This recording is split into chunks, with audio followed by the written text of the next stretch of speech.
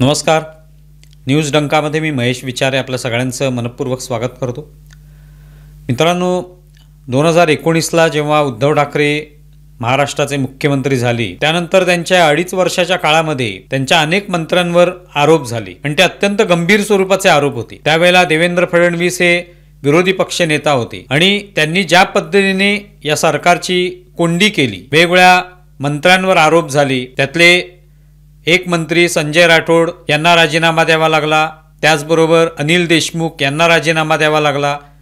अनिल देशमुख तर तुरुंगात सुद्धा गेलेले होते. त्यांच्यावर जे काय आरोप केलेले होते तत्कालीन पोलीस आयुक्त परमबीर सिंग यांनीच केलेले होते, 100 कोटींच्या वसुलीचे, आणि त्यानंतर ते तुरुंगात गेले. त्यानंतर मग आणखी एका मंत्र्यावर आरोप झाले, ते म्हणजे नवाब मलिक सुद्धा तुरुंगात गेले. अर्थात त्यांनी राजीनामा दिला नाही. पण हे आरोप जे होते हे इतके गंभीर स्वरूपाचे होते की या मंत्र्यांना एकतर राजीनामा द्यावा लागला, तुरुंगवासाची शिक्षा सहन करावी लागली. त्यामुळे आरोप जेव्हा केले जातात मंत्र्यांवर, त्याच्यामध्ये एकतर तथ्य पाहिजे, पुरावे पाहिजेत. देवेंद्र फडणवीस यांनी अधिवेशनादरम्यान कशा पद्धतीने सगळे आरोप केले, नवाब मलिक यांचा कसा दाऊद इब्राहिम यांच्याशी कनेक्शन आहे अशा पद्धतीचा आरोप केला गेला होता. अनिल देशमुखांवरचे तर आरोप होतेच, त्याशिवाय मुकेश अंबानी यांच्या घराखाली स्फोटकं ठेवण्याचं प्रकरण ते प्रचंड गाजलं होतं. त्यामुळे मोठ्या प्रमाणावर उद्धव ठाकरे यांच्या सरकारची कोंडी झाली होती. तर हे सगळं ज्या पद्धतीने केलं होतं त्याच्यामध्ये तथ्य होतं, पुरावे होते आणि सगळ्यांसमोर ते मांडण्यात आले. कागदोपत्री पुरावे, व्हिडिओच्या माध्यमातून असेल, हे सगळं कुठेतरी मांडण्यात आलं आणि त्यामुळे सरकारची कोंडी झाली. त्यामुळे सरकारची कोंडी करताना, सरकारमधल्या भ्रष्ट मंत्र्यांना समोर आणताना किंवा अशा पद्धतीचे भ्रष्टाचार केल्याचे आरोप करताना त्याच्यामध्ये सज्जड पुरावे आवश्यक असतात, तथ्य आवश्यक असतं.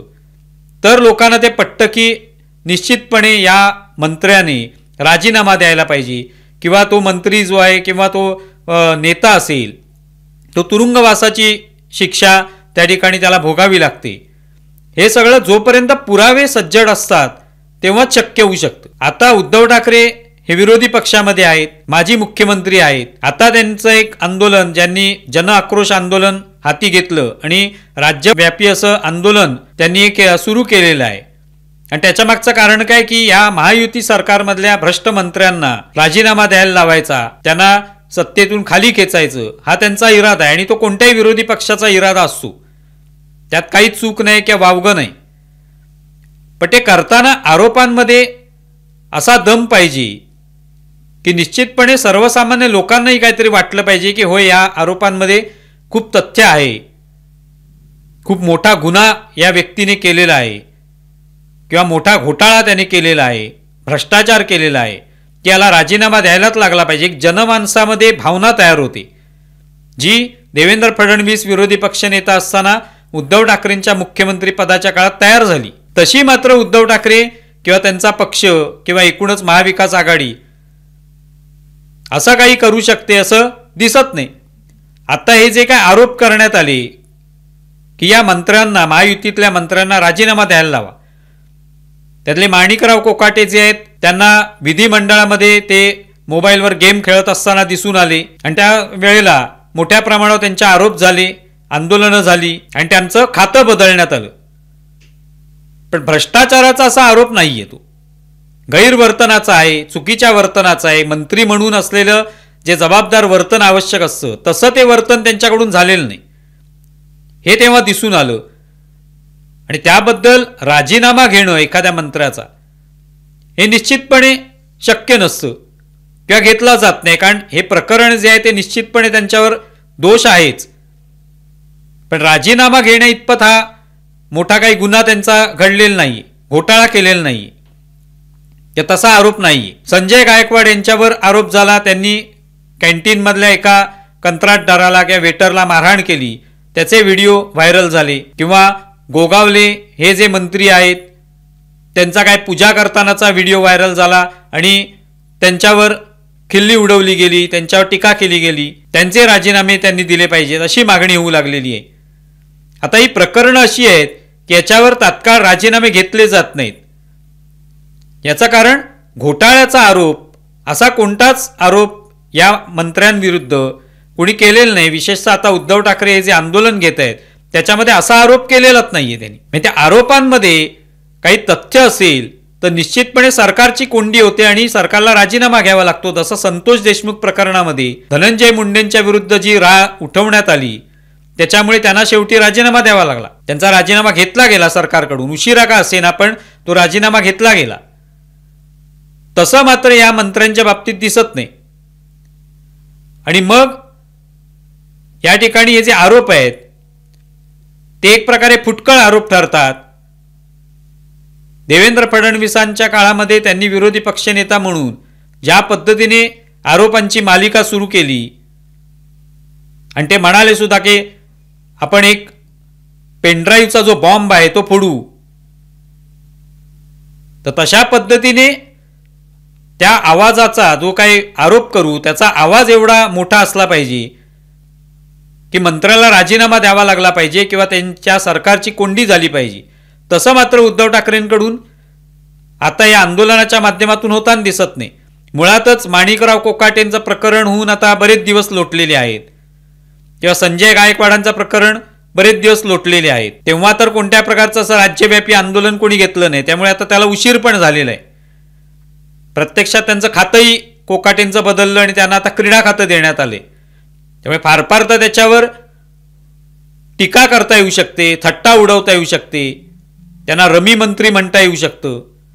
त्याच्या पलीकडे राजीनामा मागण्याला काही अर्थ नाही, कारण सरकारने निर्णय घेतला की त्यांचं खातं बदलता येईल फक्त. त्यामुळे ही जी आरोपांची मालिका आहे याच्यामध्ये काहीतरी दम पाहिजे. जसं मागच्या वेळेला अधिवेशनादरम्यान, पावसाळी अधिवेशनादरम्यान नाना पटोले यांनी काय पेनड्राईव्हचा बॉम्ब असल्याचं सांगितलं होतं. प्रत्यक्षामध्ये फडणवीसांनी सांगितलं की तो बॉम्ब फुटलाच नाही, तो आमच्याकडे तो पेनड्राईव्ह द्यायला तर पाहिजे होता. की काय नेमके आरोप आहेत, काय त्याच्यामध्ये दिसतंय ते आम्हाला कळायला पाहिजे होतं, पण तसं काहीच पुढे झालं नाही.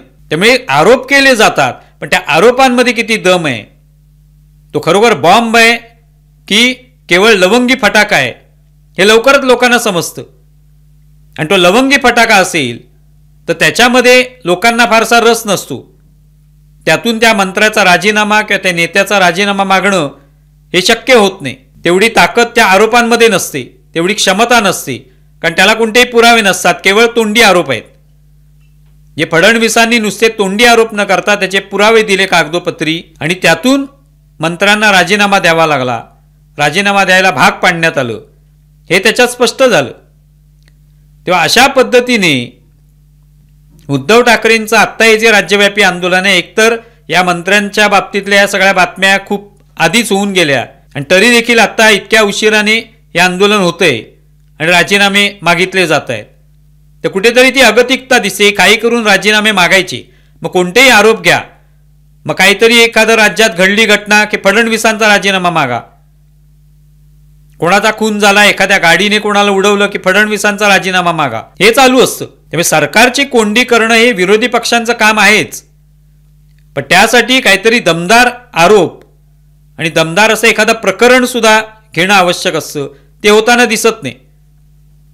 आणि मग असं आंदोलन करून आपण आपलं कसं कर्तृत्व आहे विरोधी पक्ष म्हणून दाखवण्याचा प्रयत्न करतो, पण ते ओढून ताणून कर्तृत्व दाखवण्याचा प्रयत्न असतो. आता सध्या निवडणूक आयोगावर टीका करण्याचा एक प्रयत्न सुरू आहे, तो म्हणजे निवडणूक आयोगाने कशी सगळी निवडणूक प्रक्रियेमध्ये हस्तक्षेप करून मतदारांची जी संख्या आहे ती कशी घटवलेली आहे बिहारमध्ये, किंवा महाराष्ट्रातली विधानसभा निवडणूक जी होती त्याच्यामध्ये कसा घोळ घातलेला आहे, कर्नाटकमधल्या निवडणुकीमध्ये कसा घोळ घातलाय, असे आरोप होत आहेत निवडणूक आयोगावर. त्याच पार्श्वभूमीवर ईव्हीएमच्या संदर्भात सुद्धा अनेक वेळा शंका घेतल्या गेल्या आहेत. आता उद्धव ठाकरेंनी नवी एक शंका उपस्थित केली आणि ती कदाचित शरद पवारांकडून प्रेरणा घेतली असावी. शरद पवार म्हणाले की मला 2 माणसं भेटली ज्यांनी आम्हाला सांगितलं की विधानसभा निवडणुकीमध्ये तुम्हाला 160 जागा जिंकून देऊ. म्हणजे एक प्रकारे हा आरोप यासाठी होता की त्यातून दाखवायचं होतं की बघा असं करता येऊ शकतं. पण अर्थात पवार म्हणाले की आम्ही हे काय केलं नाही. राहुल गांधींकडे सुद्धा ही माणसानं आम्ही घेऊन गेलो, पण राहुल गांधी म्हणाले नाही, आपल्या लोकांना सामोरं गेलं पाहिजे, आपल्याला असं काय करून जिंकायचं नाही. थोडक्यात काय की निवडणुकीमध्ये असे घोळ घालता येऊ शकतात हे दाखवण्याचा एक प्रयत्न ओढून ताणून करण्यात येतोय. त्याला उद्धव ठाकरेंनी आता दुजोरा दिलाय आणि उद्धव ठाकरे म्हणतायत की मला सुद्धा एक माणूस भेटला होता आणि तो भाजपमधलाच होता, भाजपमधलाच एक नेता होता आणि तो म्हणाला की ईव्हीएम कसं हॅक करतात हे मी दाखवतो आणि त्याने ते दाखवलं होतं. प्रत्यक्षात नाव सांगायला उद्धव ठाकरेंनी नकार दिला आणि ते सांगणारही नाहीत नाव. पण मग याच्यात किती तथ्य आहे?